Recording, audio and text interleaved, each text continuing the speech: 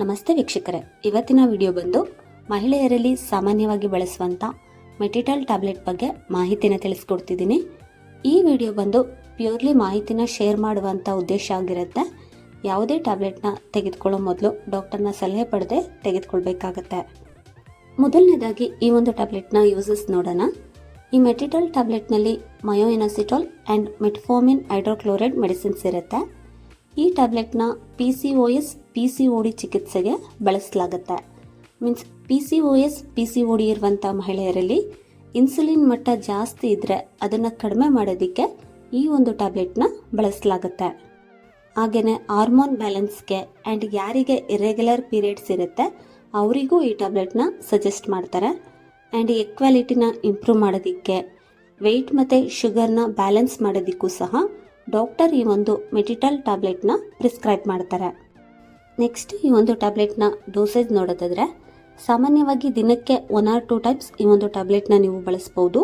ಊಟ ಆದ ನಂತರ ಬೆಳಿಗ್ಗೆ ಮತ್ತು ರಾತ್ರಿ ಈ ಒಂದು ಟ್ಯಾಬ್ಲೆಟ್ನ ನೀವು ತೆಗೆದುಕೊಳ್ಬೇಕಾಗತ್ತೆ. ಅಥವಾ ಡೋಸ್ ಆ್ಯಂಡ್ ಡ್ಯೂರೇಷನ್ನ ನಿಮ್ಮ ಡಾಕ್ಟರ್ ಹೇಗೆ ಅಡ್ವೈಸ್ ಮಾಡ್ತಾರೆ ಹಾಗೆ ಈ ಒಂದು ಮೆಡಿಸಿನ್ನ ನೀವು ತೆಗೆದುಕೊಳ್ಬೇಕು.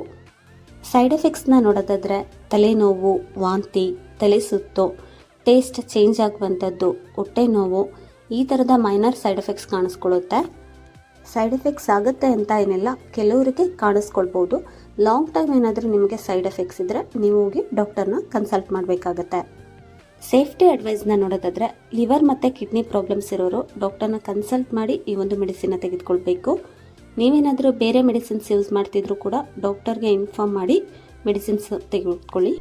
Pregnant and breast feeding women ಡಾಕ್ಟರ್ನ ಕನ್ಸಲ್ಟ್ ಮಾಡಿ ಈ ಒಂದು ಮೆಡಿಸಿನ್ನ ತೆಗೆದುಕೊಳ್ಬೇಕಾಗುತ್ತೆ. ಮತ್ತು ಯಾವುದೇ ಮೆಡಿಸಿನ್ನ ತೆಗೆದುಕೊಳ್ಳೋ ಮೊದಲು ಡಾಕ್ಟರ್ನ ಸಲಹೆ ಪಡೆದು ತೆಗೆದುಕೊಳ್ಬೇಕು.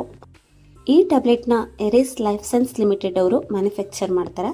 15 ಟ್ಯಾಬ್ಲೆಟ್ನ ಪ್ರೈಸ್ ಬಂದು 438 ರೂಪಾಯಿ ಆಗುತ್ತೆ. ಇದು ಎಲ್ಲ ಮೆಡಿಕಲ್ ಶಾಪ್ ಮತ್ತು ಆನ್ಲೈನಲ್ಲಿ ಕೂಡ ಸಿಗುತ್ತೆ. ಇದಿಷ್ಟು ಮೆಟಿಟಾಲ್ ಟ್ಯಾಬ್ಲೆಟ್ ಬಗ್ಗೆ ಮಾಹಿತಿನ ತಿಳಿಸ್ಕೊಟ್ಟಿದ್ದೀನಿ. ನಿಮಗೆ ಯಾವುದಾದ್ರೂ ಮೆಡಿಸಿನ್ ಬಗ್ಗೆ ಮಾಹಿತಿ ಬೇಕು ಅಂದರೆ ಕಾಮೆಂಟ್ ಬಾಕ್ಸ್ನಲ್ಲಿ ಕಾಮೆಂಟ್ ಮಾಡಿ. ಈ ಒಂದು ವಿಡಿಯೋ ನಿಮಗೆ ಉಪಯೋಗ ಆಗಿದ್ದರೆ ಲೈಕ್ ಮಾಡಿ, ಕಮೆಂಟ್ ಮಾಡಿ, ಶೇರ್ ಮಾಡಿ. ಮೆಡಿಸಿನ್ ಮಾಹಿತಿ ಯೂಟ್ಯೂಬ್ ಚಾನಲ್ನ ಸಬ್ಸ್ಕ್ರೈಬ್ ಮಾಡಿ.